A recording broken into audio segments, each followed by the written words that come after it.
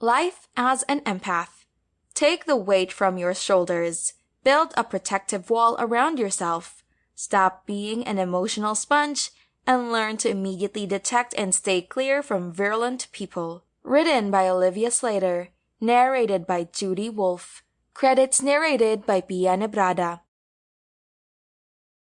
Introduction. There is a unique breed of individuals who are gifted with the ability to not only experience their emotions and those of the people around them, they can also experience the physical pain of other people. These individuals walk into a room, and within minutes, they can accurately pick on the vibes of the people in the room. This may sound like a cool superpower that belongs on the set of X-Men, but in reality, it is something that can be very difficult to deal with. Not many people are emotionally and mentally equipped to manage these gifts. You may identify such persons as people who are overly sensitive.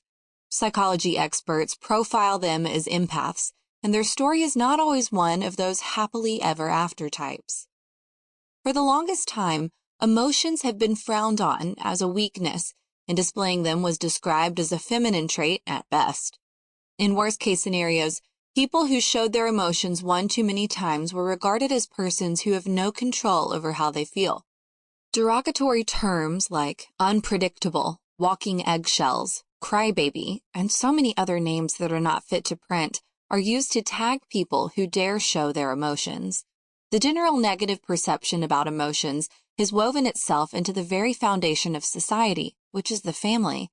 There are a lot of families today who enforce strict measures to deter any display of emotions at home. This need to shut down a very crucial aspect of oneself has led many to suffer silently for a better part of their lives.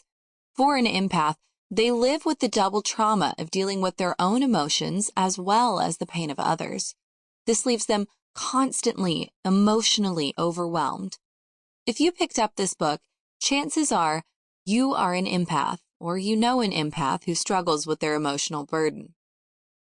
But what if I told you that those very emotions that you feel cripple you in your ability to thrive could be channeled into making you a better version of yourself, and in so doing, you can enrich your life? Sounds too good to be true, right? Well, there is one truth that many of us have heard, but don't really believe because they've been dumped in the same category as those ineffective life cliches people dish out. Your emotions are anything but weak. In fact, it is described as one of the most powerful forces possessed by humans, and before we go any further in this book, I can tell you that shutting down your emotions is not going to do you any good. The only way forward is to embrace those feelings by choosing to accept your abilities as an empath. Being an empath goes beyond understanding your emotions. As an empath, you embrace the emotions of others.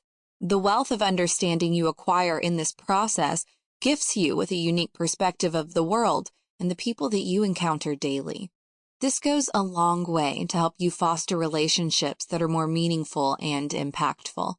Most importantly, as an empath, you develop a deeper connection with yourself that truly empowers you to understand pain. This is not some new age psychobabble fad that is trending at the moment. This is you taking back the power from people who have tagged the way you truly feel as weak and evolving into the real you that you are meant to be. With this book, you can finally take off the mask you have been forced to wear by the society and step into your reality.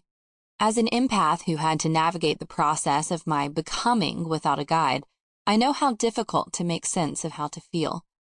I spent lots of hours daily scouring through the internet for information on these rainbows of emotion that I go through every day. I've come close to several breakdowns, not because I had a lot of bad experiences or that I was taking on more workload than I normally would. I was just constantly overwhelmed by what I was feeling.